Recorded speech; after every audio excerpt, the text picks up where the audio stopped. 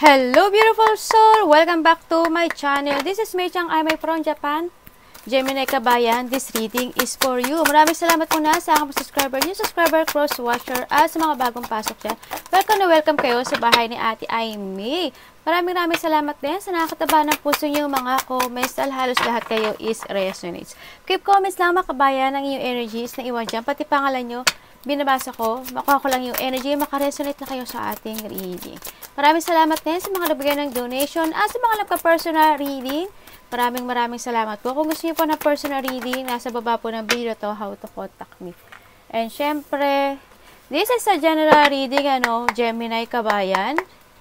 Kuhanin mo lang nga sa'yo at itapon ang hindi naman para sa iyo. Maaring ito is a vice versa, maaring energy mo, energy ng person mo, energy ng malapit sa puso mo.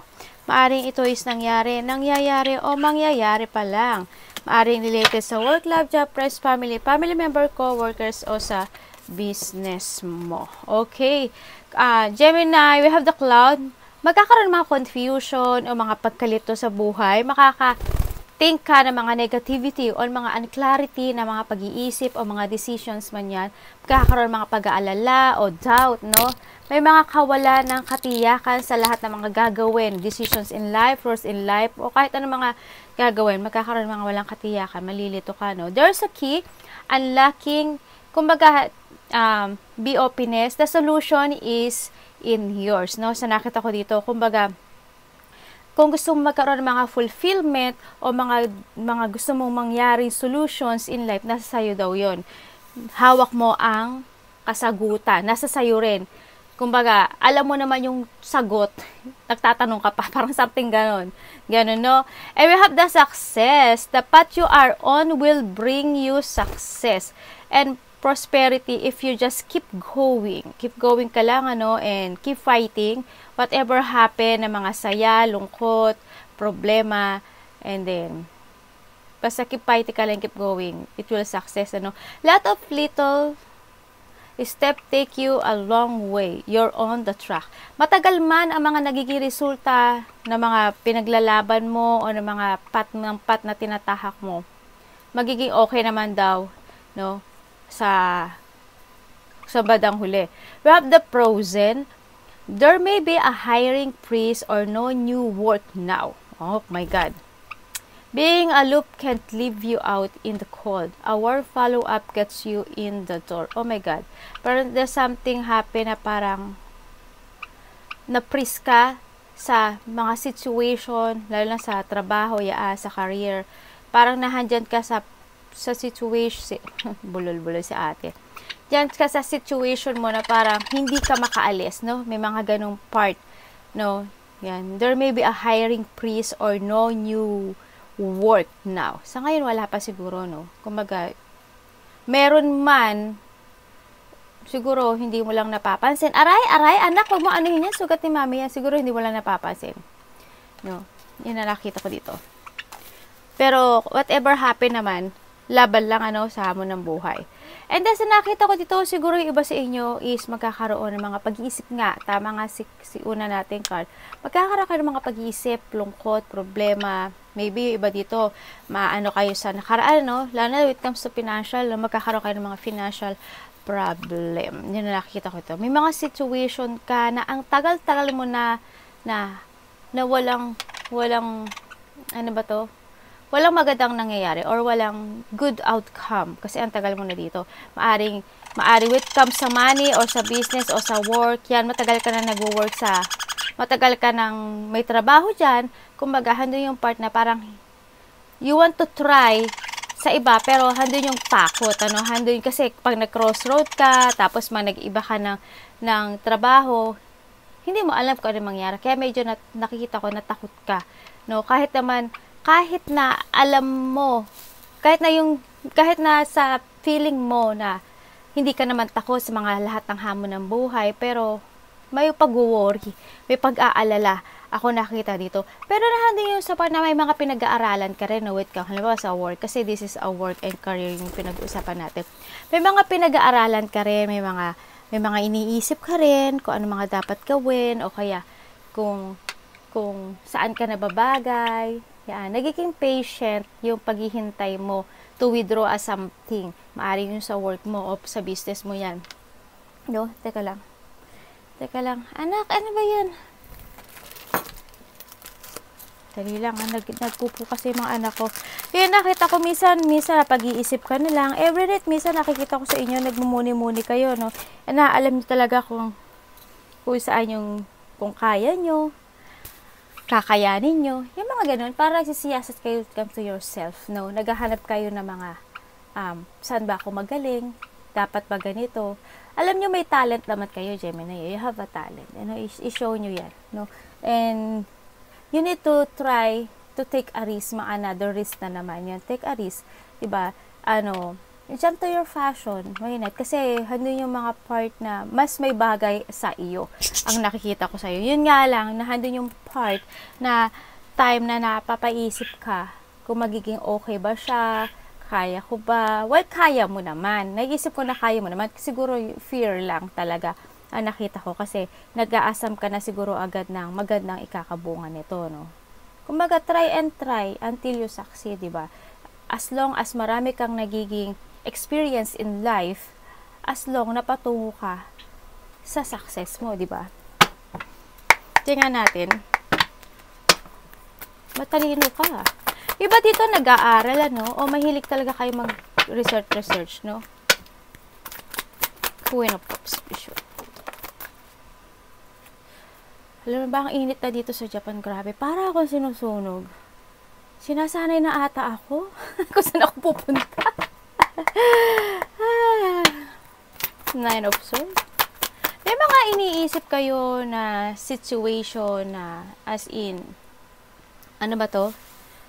Yun nga, you feel failure to something, hindi kayo nakapagtutulog, konti lang ang tulog nyo, nag-aalala kayo sa mga bagay-bagay, ganyan. May mga ganun kayong impact. May mga iba dito, baka nade-depress kayo, no? Ang daming iniisip. Minsan, handun na rin yung part na parang hinahide nyo na lang din yung sarili nyo, no? Oo, handun tayo sa part na parang you want to follow your passion, you want to follow your heart, pero parang kinikimkim mo na lang yun. Parang wala ka kasi magawa. Takot ka kasi. Takot ka, iniisip mo ka talaga kung saan talaga yung tamang direction mo. Basta, yung payo ko lang sa'yo, mag-continue ka lang sa direction mo to find your goal, no? Sa nakita ko dito, huwag kang masyadong mag-worry sa ganyan.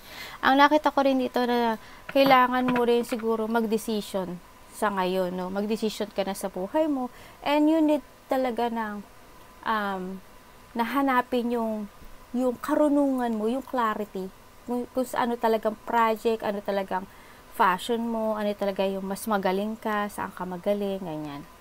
Pero nakikita ko naman sa inyo, always naman kayo, nagtatry kayo ng take a risk. Kaya, kahit bago yung papasukan mo, kaya mo, yun ang nakikita ko sa iyo. This is a time to make a decisions in life, ano? Kung gusto mo talaga ng tamang direction, kailangan mo magkaroon ng positive destination. Kailangan mo magkaroon ng positive thinking. Anong 8 of Wands? Kasi as long as, yun na kasi, nai-stress ka na masyado ka na nai-stress kung mag-move ka, gusto mo na agad achievement, ganyan, gusto mo na agad ng kasagutan, alam mo yun pa lang inaalala mo na kaagad, kaya may takot kang nararamdaman, no?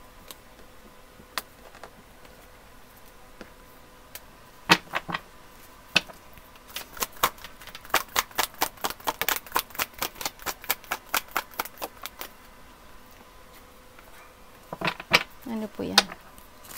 Yung iba sa inyo, siguro,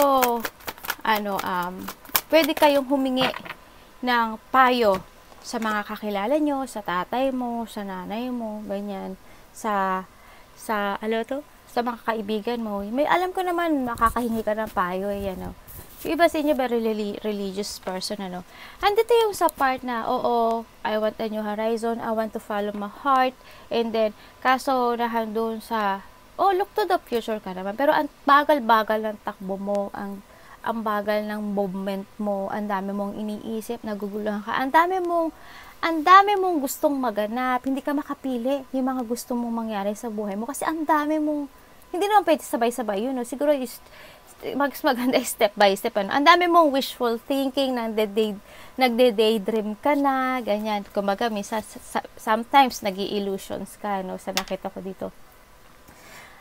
Yun ang nakikita ko. Siguro this is a time na tapangan mo yung sarili mo. You need a new horizon sa buhay mo. Huwag kang mawala ng lakas ng loob sa nakita ko dito. Huwag mo agad isipin na kasi in the past na pinagpasukan ko, na pinanggalingan ko, pinagtrabahan ko or business ko, medyo hindi naging maganda yung result. Kaya ganun, ngayon, hindi ka makamove, 'di ba? Sa ngayon. Kasi nakita ko na parang naisip ko sa'yo na parang may mga idea ako nakikita sa'yo na parang nahahata ka ng nakaraan. Ganyan. Kumbaga ngayon, nakakasahod ka naman, okay naman, pero gusto mo pa rin na, yung iba siguro gusto pa rin na mag-try ng another path or mag-jump sa passion nila, pero handun sa part na na-freeze ka nga, there's a process, di ba? Kumbaga, hindi ka makaisip talaga kung ano yung worth mo. Kaya sinasabi dito, diba, no new work now. Sa ngayon, walang work, walang mapapasukan na bago kasi handun yung pagkalito mo eh. Wala pa ako nakikitang movement sa'yo. Puro thinking ng magiging resulta kaagad. Yun nakikita ko dito. No? Pero, kung itutuloy mo yung yung idea mo, nakikita ko it will success. No? Kasi this is the time na mag-move ka, mag-another punla ka, ganyan. Nakita ko dito. Tingnan natin. Page of Swords.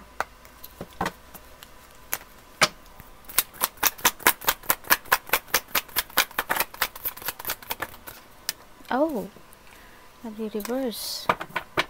Oo nga, ano? Tama nga.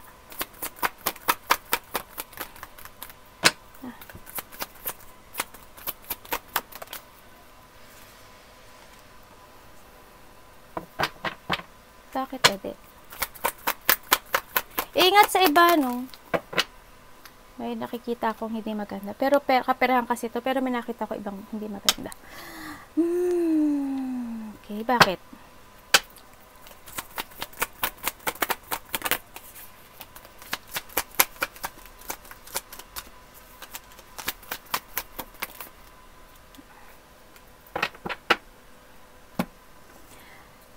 Andito yung sa part na may mga nangyari siguro in the past na naaalala mo na hindi maging maganda do sa mga past work po, no, sa nakita ko kasi parang hindi nagkaroon ng equal na ano tawag dito? Tingin. Ano ba to?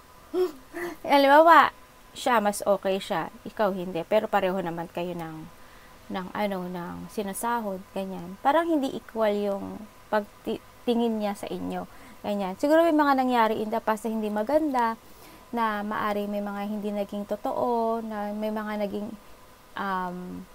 hindi naging balance, mga unfair na pagtingin sa inyo, no, sa nakita ko. Siguro may mga naalala kang gano'n, kaya medyo parang na tatakot ka to move or to try another path sa nakita ko dito, no.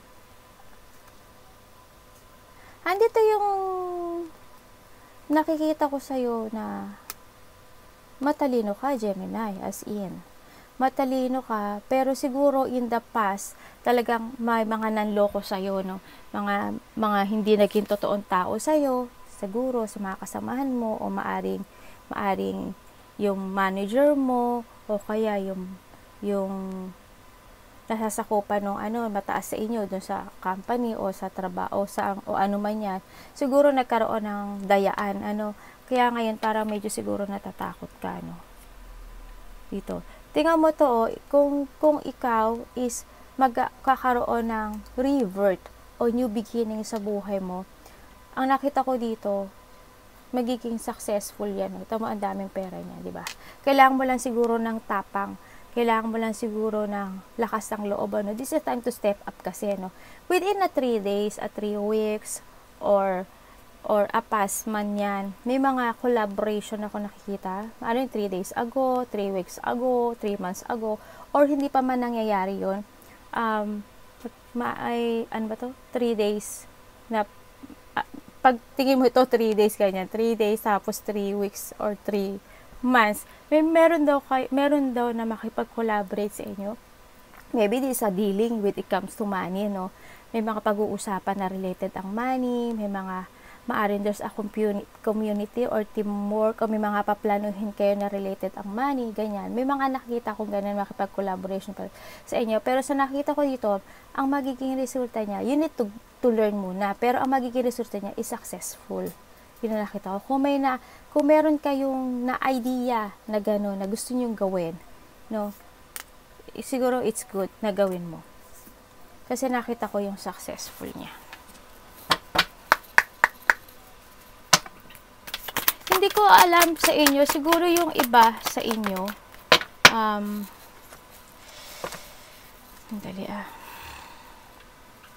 hindi nyo alam kung paano kayo hindi nyo alam yung direction nyo, no?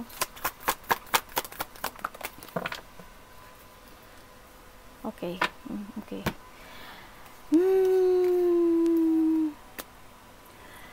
Yung iba sa inyo, siguro, ingat lang din, no? Baka, well, hindi naman sa pera kasi ito, no? Pero sasabihin ko pa rin yung tip sa inyo.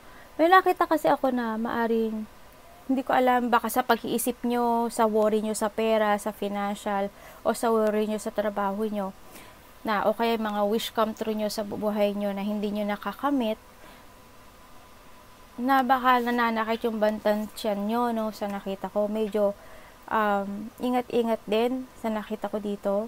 Baka may bandang tiyan masakit. Tapos, yung iba sa inyo baka may illness, no? Siguro it's time to kailangan natin ng self-care, no? Alagaan natin yung sarili natin. Kasi, darating this week, sa tingkat ako dito, parang something 5 days or 5 weeks or 5 months, may mga mangyayari na kailangan mong i-self-care yung sarili mo. Baka ano ba to, sumakit yung ulo mo, may mga tendency na gano'n.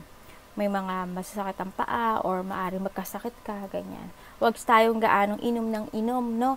Baka inom tayo ng inom ng alak. Basta something gano'n ang nakita ko.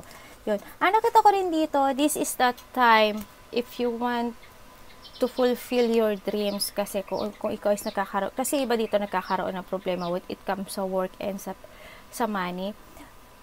It's time to save money, no? Mag-save tayo ng money. Isipin natin yung sarili natin. Okay lang na maging sakim tayo. Yun, para yun sa kinabukasan din naman natin.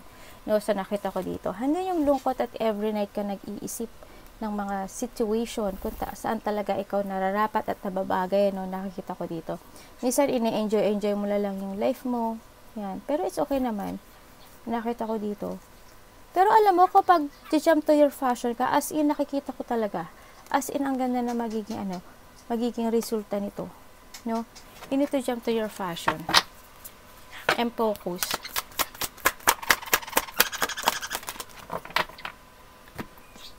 Ano ka kasi sa part ng buhay mo ngayon na parang kung saan ka lang dalhin nung sitwasyon ng emotions mo sa ngayon. Handon ka lang. No, sa nakita ko dito. Kahit na nakikita ko iba sa inyo, pagod na rin kayo sa sitwasyon nyo na pinagdadaanan nyo ngayon. No, dahil sa hirap ng buhay. Parang, wala lang, doon na lang kayo. Ang dami nyong pinagpipilian, ang dami nyong gustong gawin na nakikita ko sa inyo. Pero hindi nyo magawa, alam nyo, matalino naman kayo, ang dami nyong knowledge, gusto nyo, siguro within a weeks, months man yan. Nakita ko dito, iba siguro dito may mga gagawin. No, may mga pinag-iisipan kayong gawin, maybe a negosyo, a new work, ganyan na nakikita ko dito. Na gusto nyong sundin o gawin. No? Ano po yan? Ay. Nangati yung ilong. Aha. Bakit? May mga idea ako sa nakita kong idea sa inyo pero hindi nyo magawa. Ay my goodness. Kalokohan. Ay, nahulog. hindi ko alam nyo, I don't know kung nakakaramdam kayo minsan ng pagkabagot, no, sa trabaho nyo. Yun ang nakita ko. Kasi nakikita ko yung pagod nyo. Yan. Nakikita ko na medyo may mga iba dito sa inyo sa trabaho o sa business yung man yan o something ganun o malalapit sa puso nyo na parang hindi kayo nagkakasundo-sundo, no? Parang handun yung part na hindi nagiging maganda yung daloy ng situation nyo, no, sa nakikita ko dito. Nagkakaroon ng mga problema, maaring tampuhan, malaking away man yan o ganyan, no? Parang nahando yung nagkakaroon ng buklod-buklod. Parang there's a team. Itong team ko to, team ko yan. Parang something no, sa nakita ko dito. Hindi nagmamatch lahat ng mga thinking ninyo sa nakita ko dito. Okay, medyo hindi ko nakikita yung movement para sa iyo, no. Nagkakaroon ng as in. Hindi wala eh. Hindi ko alam kung tinatamad ka or wala ka lang talagang magawa sa ngayon. Ang iba sa inyo, no, ano ba to? Hyper, no? O super active ang iba sa inyo. Yun na nakita ko lang dito. Pero sinasabi naman dito, yan. There's maybe a hiring freeze. Okay. Kasi hindi kayo nagmo-move, no? Kaya, no new work sa ngayon. Kasi walang movement ako nakita sa inyo. Okay? Pero, keep fighting pa rin as long as kaya nyo na magstay dyan sa trabaho nyo o sa business nyo. Itry nyo pa rin. Kung nakita nyo walang lago o walang nurturing ako nakikita sa inyo, try nyo mag-change ng mga decisions and growth in life, no? Siguro maaring magkaroon ng pagbabago. Kung talagang walang pagbabago for now, try nyo uli na mag-another path na. Mag-try uli ng another, no? Arigatou namaste, God bless.